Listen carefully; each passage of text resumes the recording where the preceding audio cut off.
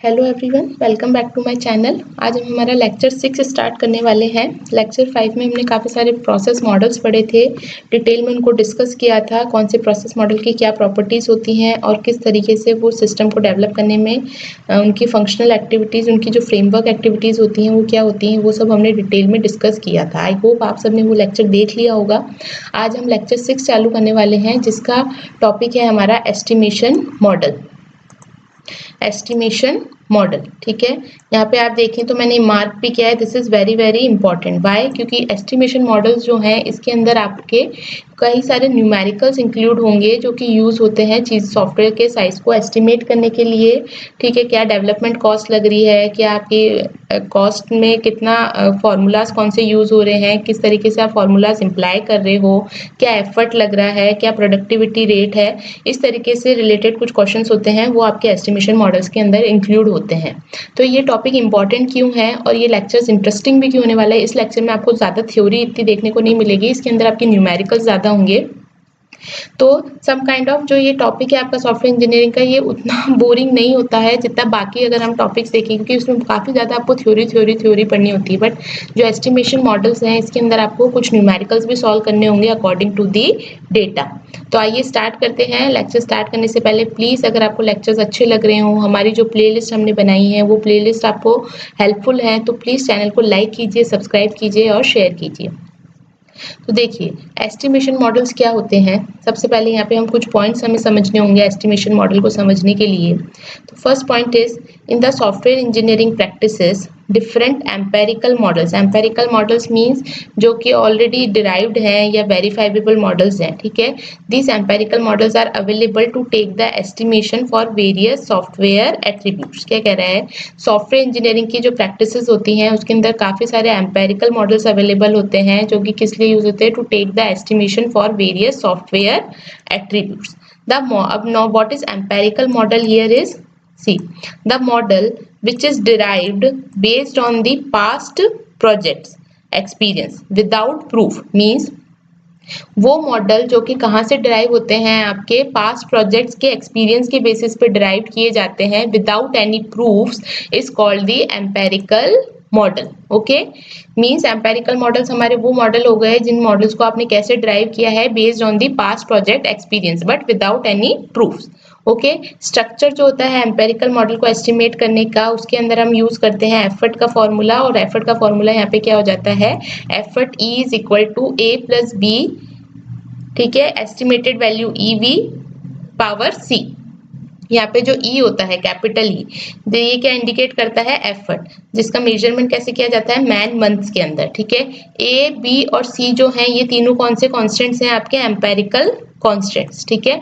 और ईवी जो है वो क्या है, एस्टिमेटेड वैल्यू, ठीक है। तो ये फॉर्मूला जो होता है आपका एम्पेरिकल मॉडल्स के एफर्ट को एस्टिमेट करने के लिए काम में आता है। यहाँ पे हम इसकी डेप्थ में नहीं जाएंगे कि ये फॉर्मूला कैसे डिराइव हुआ, आपको यहाँ पे बस ये समझने की जरूरत है कि इस तरीके के फॉर्मूलेज आपके एग्जाम में आ सकते हैं और पूछे जा सकते हैं। इनका डेरिवेशन कहीं पे भी नहीं आता आपको पूछने के लिए, लेकिन यहाँ पे ये आपको पता होना चाहिए, जब हम कोई एम्पेरिकल मॉडल्स यूज कर रहे हैं हमारे सॉफ्टवेयर इंजीनियरिंग प्रैक्टिसेस के अंदर, जो कि किस लिए यूज हो रहे हैं, सॉफ्टवेयर एट्रीब्यूट्स को एस्टिमेट करने के लिए, तो उस केस में अगर हम एफर्ट को देखें तो एफर्ट किसके इक्वल होता है, A plus B multiply by E V power C, where A B C are empirical constant, E is your effort and E V is your estimated value. So your software attribute estimation sequence is basically S R S, ठीक है।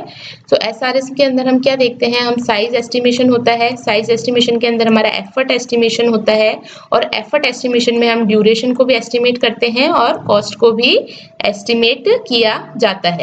तो यहाँ पे हम सबसे पहले बात करते हैं हमारे साइज एस्टिमेशन की। So size estimation is, software size is estimated by using two different measure. यहाँ पे अगर हमें सॉफ्टवेयर का साइज एस्टिमेट करना है तो यहाँ पे दो डिफरेंट मेजर्स यूज किए जाते हैं सॉफ्टवेयर की साइज को एस्टिमेट करने के लिए। एक होता है आपका डायरेक्ट मेजरमेंट और एक होता है इनडायरेक्ट मेजरमेंट। डायरेक्ट मेजरमेंट की अगर हम बात करें तो उसके अंदर आपके यूज होंगे LOC count, line of codes, जबकि इनडायरेक्ट मेजरमेंट में हम क्या करेंगे, FP analysis. FP stands for your functional function point analysis. ठीक है, आज के लेक्चर में हम पढ़ने वाले हैं डायरेक्ट मेजरमेंट, और हम इसके न्यूमेरिकल भी यहीं पे ही सॉल्व करेंगे कि कैसे डायरेक्ट मेजरमेंट के अंदर हम जब एलओसी काउंट यूज करते हैं तो हम कैसे न्यूमेरिकल यहाँ पे आपके किस तरीके के न्यूमेरिकल्स आ सकते हैं, क्या क्वेश्चंस में पूछा जा सकता है। तो आइए स्टार्ट करते हैं हमारे एलओसी एस्टिमेशन से।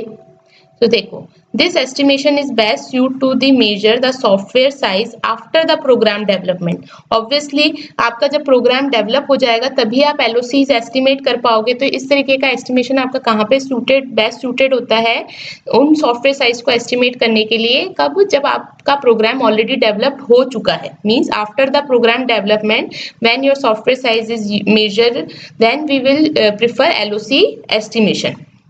Now, in this estimation, by physically counting the number of lines present in the program, we can report the value. Means यहाँ पे क्या होता है, physically count होता है, वहाँ पे आप physically count करते हो कितनी number of lines present है आपके प्रोग्राम में, और उसके accordingly आप report generate करते हो।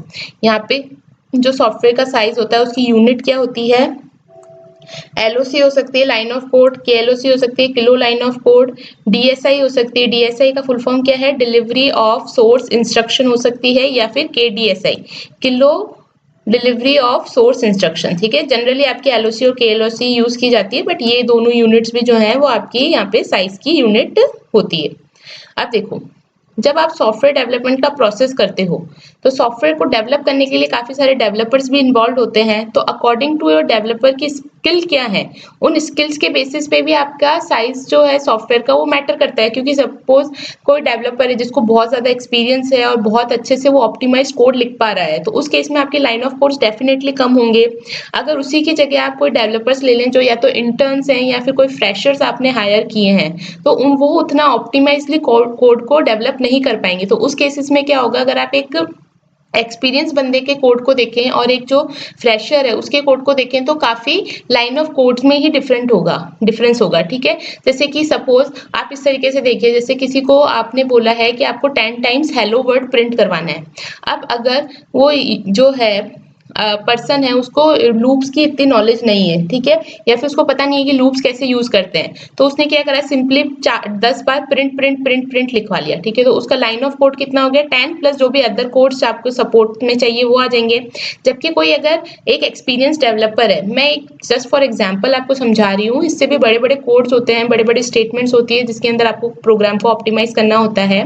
तो अगर कोई एक्सपीरियंस डेवलपर है तो फॉर लूप या वाइल लूप को यूज करेगा और 2 या 3 लाइन में ही कोड कंप्लीट कर देगा।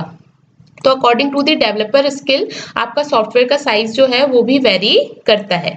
तो यहाँ पे जो बेसिकली आपके सॉफ्टवेयर का डेवलपमेंट प्रोसेस है उसके अंदर क्या होगा, आपके डेवलपर्स इन्वॉल्व होंगे, so that developer skill is required to estimate the size of the software in terms of LOC. So LOC depends on your skill level. तो देखो यहाँ पे बेसिकली जब हम LOC एस्टिमेशन करते हैं तो यहाँ पे हमने डेवलपर की स्किल लेवल को 3 में डिवाइड किया है, एफिशिएंट, एवरेज एंड पुअर। ये तो तीनों स्किल्स हैं। अगर कोई डेवलपर है जिसका स्किल लेवल एफिशिएंट है तो उसका डेवलप्ड कोड क्या माना जाएगा, ऑप्टिमिस्टिक, और इसको कैसे रिप्रेजेंट करेंगे, एस ऑप्ट। अगर किसी का स्किल लेवल एवरेज है तो उसका डेवलप्ड कोड कैसा माना जाएगा, मोस्ट लाइकली, और इसको हम कैसे मेजर करेंगे, एस एम से। इसी तरीके से स्किल लेवल अगर पुअर है तो उसको हम क्या बताएंगे, पेसिमिस्टिक माना जाएगा उसका डेवलप कोड, और उसको हम रिप्रेजेंट करेंगे एस पेस से। Opt is for optimistic, M is for most likely and pes is for pessimistic, S is for software size. Okay, so when the software size is expected to have above kinds of the code, then we can estimate the expected size of the software by using the following formula. तो आप software का size, अब देखो जब आपकी जो team होती है उसके अंदर जरूरी नहीं कि सारे डेवलपर्स एफिशिएंट हो, या सारे डेवलपर एवरेज हो, या सारे डेवलपर पुअर हो। जब आप एक टीम बनाते हो, क्योंकि देखो अगर आप ये एक्सपेक्ट करके चलते हो या आइडियली ये मान के जाते हो कि भाई मेरे जितने डेवलपर्स हैं वो तो सभी एफिशिएंट होंगे, सभी एक्सपीरियंस्ड है, किसी को 10 साल का 15 साल का एक्सपीरियंस है, तो उस केस में उनका सैलरी भी उतना ज्यादा होगा। तो इस तरीके से आप ये पॉसिबिलिटी नहीं क्रिएट कर सकते कि सारे जो हैं वो एफिशिएंट होंगे, या फिर आप ये भी एक्सपेक्ट नहीं कर सकते कि जितने भी डेवलपर्स हैं क्योंकि मेरे को सैलरी कम देनी है तो मैं सारे पुअर डेवलपर्स हायर कर लूँ, पुअर स्किल डेवलपर्स हायर कर लूँ। उस केस में क्या हो जाएगा, आप क्या कर रहे हो उस केस में, सारे ही इंटर्न्स को या फ्रेशर्स को हायर कर रहे हो जिनको पास्ट का कोई भी एक्सपीरियंस नहीं प्रोजेक्ट डेवलप करने का। तो उस केस में क्या होगा, आपका प्रोजेक्ट का जो क्वालिटी है वो प्रोड्यूस नहीं हो पाएगी। ठीक है, तो इस केस में क्या होता है, जब कोई टीम बनती है तो वो मिक्सचर बनता है इन सब का। तो उस केस में जब आप सॉफ्टवेयर साइज को एस्टिमेट करते हो तो आप मान के चलते हो कि कुछ आपके पास ऑप्टिमिस्टिक हैं, कुछ आपके पास पुअर स्किल लेवल डेवलपर्स हैं और कुछ आपके पास एवरेज डेवलपर है। तो जनरली आपके एवरेज डेवलपर्स ज्यादा होते हैं। तो यहाँ पे जब हम इसका एस्टिमेशन निकालते हैं तो क्या होता है, S opt plus 4 S M plus S P. ठीक है, ये तीनों का एडिशन डिवाइडेड बाय 6। ठीक है, तो यहाँ पे क्या हो जाएगा, ऑप्टिमिस्टिक के लिए तो आप एक पार्ट ले लेंगे। ठीक है, पेसिमिस्टिक के लिए भी हम एक ही पार्ट ले लेंगे, और जो मोस्ट लाइकली जो हम एवरेज है उसको मेनली हम कंसिडर करके चलते हैं तो उसके हम 4 पार्ट्स ले लेंगे। ठीक है, तो यहाँ पे क्या हो जाएगा formula, S is equal to S opt plus 4 S most likely plus S pessimistic divided by 6। यहाँ से आप क्या निकाल पाओगे, इसका सॉफ्टवेयर का साइज। ठीक है, आइए अब क्वेश्चंस करते हैं। देखिए इनका डेप्थ में जाने की जरूरत नहीं है कि क्या कैसे ये डिराइव हुए फॉर्मूलाज, और अगर फिर भी आपको थोड़ा सा है कि आपको इन्फॉर्मेशन चाहिए कि किस तरीके से हुए, तो आप प्रेसमेंट बुक में से देख सकते हैं, वहां पे काफी डिटेल में इनको समझा भी रखा है। आइए क्वेश्चंस करते हैं इनसे। दो यहाँ पे मैंने दो क्वेश्चंस लिए हैं जिसके अंदर मैंने जितने भी पॉसिबल क्वेश्चंस पूछे जा सकते हैं उसके अंदर के जो भी सब क्वेश्चंस है वो कवर करने की कोशिश की है। तो प्लीज ये क्वेश्चंस आप खुद से भी कीजिएगा और समझने की भी कोशिश कीजिएगा। क्या है, a software system is expected to have 4600, तो आपका क्या है, एस ऑप्ट। ठीक है, ऑप्टिमाइज कोड तो कितना है, 4600 है। मोस्ट लाइकली कोड कितना है आपका, 6900, और पेसिमिस्टिक कोड कितना है, 8600। ठीक है, तीनों की वैल्यूज दे रखी हैं और आपसे पूछा है what is the expected size of the software. तो कैसे निकलेगा expected size of the software, यहाँ पे एस ऑप्ट की वैल्यू रखेंगे 4600। ठीक है, फिर एस एम की वैल्यू कितनी है, 6900, तो 4 इंटू 6900 प्लस यहाँ पे एस पेसिमिस्टिक की वैल्यू कितनी है, 8600, तो यहाँ पे रख देंगे प्लस 8600 डिवाइडेड बाय 6। इसको जब आप सॉल्व करेंगे तो कितना आंसर आएगा, 6800, और हमने यूनिट बताई थी क्या होती है इसकी, एलओसी। ठीक है, 6800 एलओसी। तो ये आपका आंसर आ जाएगा फर्स्ट क्वेश्चन का, जिसमें आपसे पूछा गया है expected size of the software. Second question आपसे क्या पूछा गया है, if the software system development is expected to involve 2 man years. ठीक है, ऑफ द एफर्ट, एफर्ट कितना आपको दे रखा है, 2 मैन ईयर्स। अभी मैंने बताया था हमारा एफर्ट क्या होता है, मैन मंथ में होता है। यहाँ पे आपको मैन ईयर में दे रखा है, इसको हम मैन मंथ में इजीली कन्वर्ट कर सकते हैं। पूछा क्या गया है, what is the productivity rate. तो प्रोडक्टिविटी रेट कैसे निकलेगी, आपको एफर्ट दे रखा है 2 मैन ईयर्स, इसको हम मंथ में कन्वर्ट करने के लिए, ईयर को मंथ में कन्वर्ट करने के लिए क्या कर सकते हैं, 1 ईयर में कितने मंथ होते हैं, 12। तो ये क्या हो जाएगा, 2 इंटू 12 कितना हो गया, 24। तो 24 मैन मंथ आपका एफर्ट हो गया। ठीक है, यानी कि इतने मैन मंथ, इतने एफर्ट में आपका कितना एलओसी का हो रहा है, यानी कितना सॉफ्टवेयर का साइज आ रहा है, 6800। ठीक है, तो प्रोडक्टिविटी रेट निकालने के लिए हमें क्या निकालना होता है, 1 मैन मंथ का निकालना होता है। तो देखो सिंपली है, 24 मैन मंथ्स में आपके 6800 एलओसी का सॉफ्टवेयर साइज एस्टिमेशन हुआ। तो 1 मैन मंथ में कितना हो जाएगा, 6800 डिवाइडेड बाय 24, सिंपल।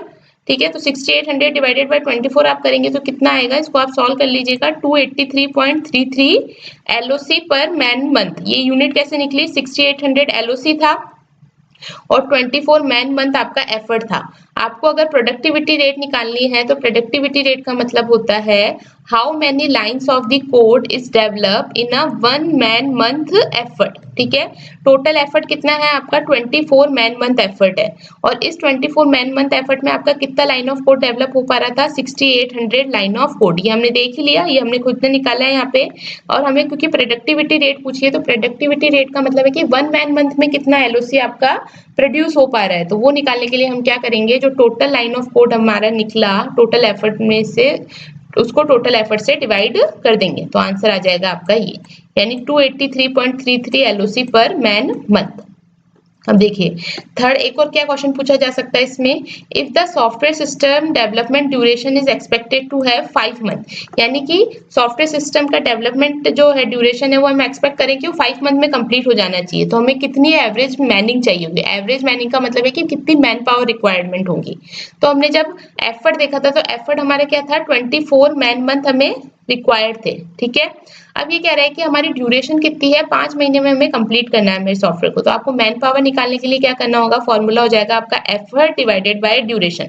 तो 24 man month divided by 5 month, तो इसको अगर आप डिवाइड करेंगे तो कितना आ जाएगा आपका, 5 4 जा 20 एंड यहाँ पे 5 8 जा 40। लेकिन आपको यहाँ पे डेवलपर्स चाहिए, तो डेवलपर्स फ्रैक्शनल में तो आप यूज नहीं कर सकते, तो 4.8 का क्या हो जाएगा, ये 5 डेवलपर्स। ओके, तो आपको कितने 5 डेवलपर्स आपकी एवरेज मैनिंग रिक्वायर्ड होगी, ठीक है। नेक्स्ट देखें, इसमें नेक्स्ट क्वेश्चन क्या बन सकता है, if the software development cost is estimated as 2500 per man month, एक मैन मंथ की कॉस्ट आपको कितनी दे रखी है, 2500, then what is the development cost of the system.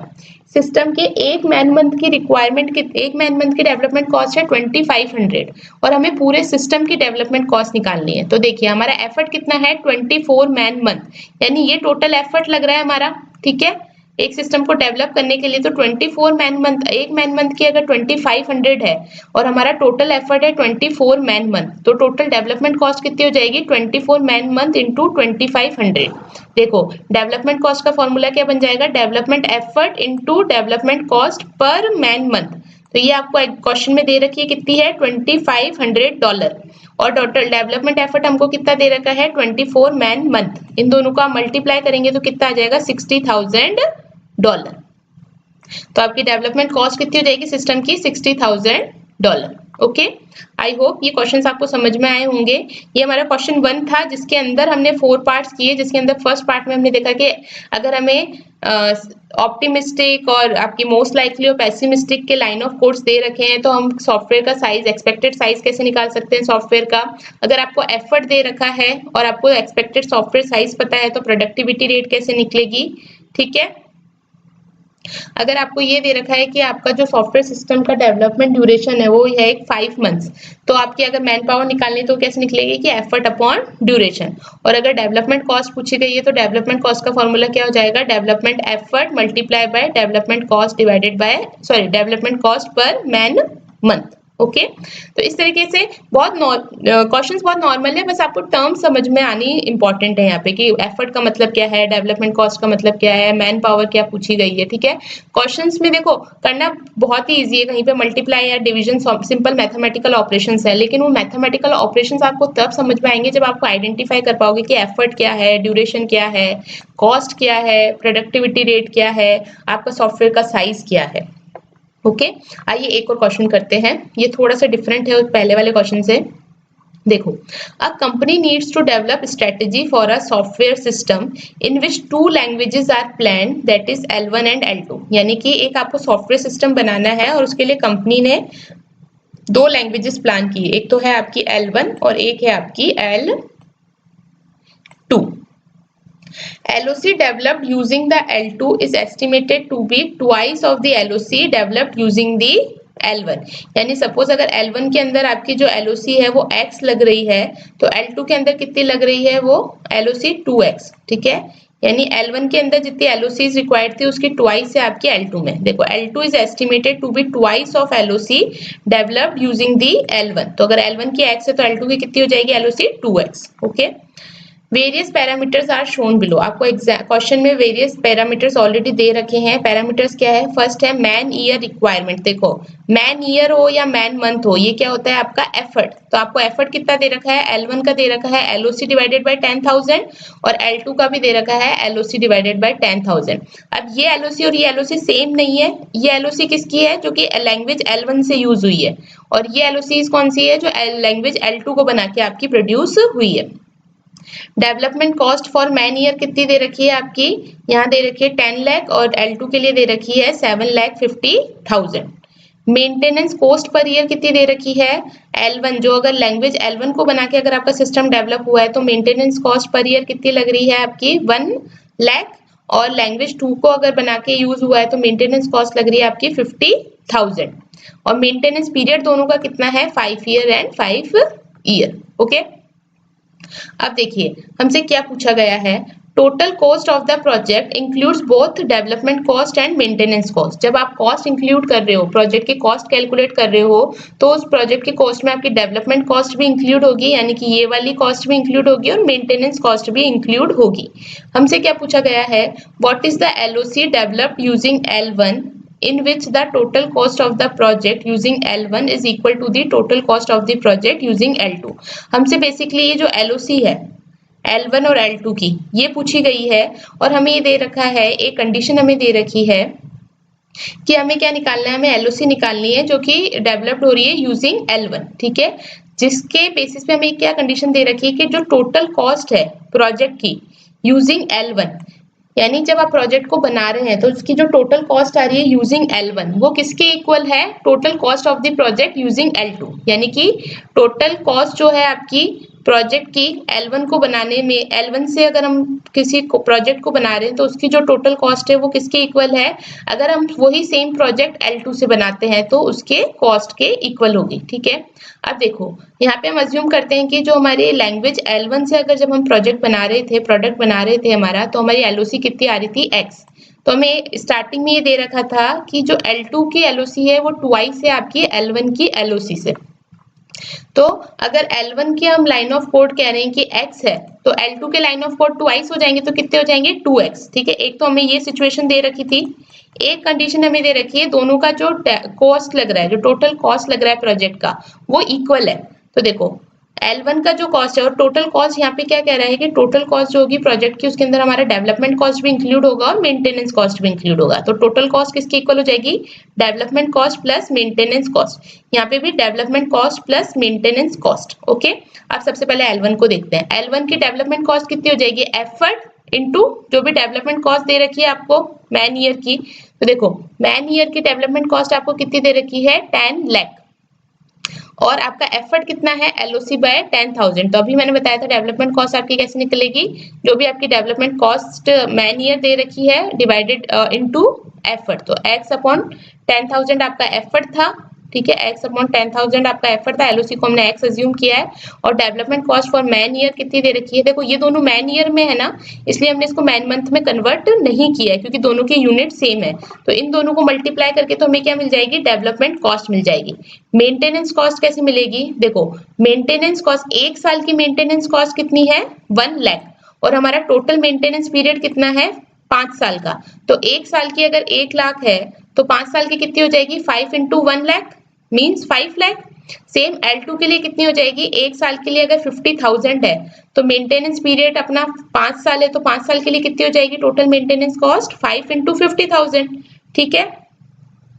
तो यहाँ पे हम लिख लेंगे 5 इंटू 1 लाख एंड 5 इंटू 50,000। अब इसको सिंपली सॉल्व करना है, ये आप देखो इसमें ज्यादा कुछ है नहीं, आप इसको जब सॉल्व करेंगे, ये मैथमेटिकली जब इसको सॉल्व करेंगे तो यहाँ से x की वैल्यू कितनी आ जाएगी आपकी 5,000।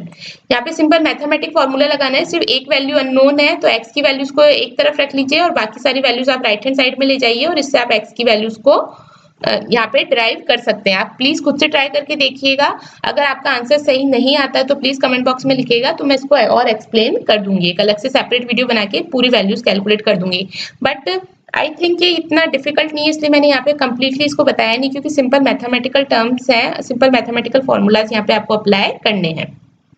तो देखो x की वैल्यू कितनी आ गई, 5,000। x इसकी LOC हमने अज्यूम की थी, हमने L1 जो लैंग्वेज थी उसके थ्रू जो LOCs आ रही है उसको हमने अज्यूम किया था x, और हमसे यही पूछा गया था कि LOC कितनी होगी डेवलप्ड यूजिंग L1। तो यूजिंग L1 कितनी LOC हमारी आ रही है 5,000, तो ये तो हमारा आंसर हो गया 5,000। अब देखिए L1 की LOC अगर 5,000 है तो L2 की कितनी हो जाएगी 2x, तो यानी 10,000। अब हम सिंपली एफर्ट निकाल सकते हैं क्योंकि एफर्ट में हमें दे रखा है कि L1 का एफर्ट कितना है, LOC अपॉन 10,000। तो यहाँ पे तो हम रख देंगे 5,000 क्योंकि x की वैल्यू कितनी आ रही है 5,000, और अगर L2 के लिए एफर्ट निकालें तो वो कितनी निकल जाएगी अपनी, यहाँ पे डबल हो जाएगा तो कितना हो जाएगा 10,000 डिवाइडेड बाय 10,000।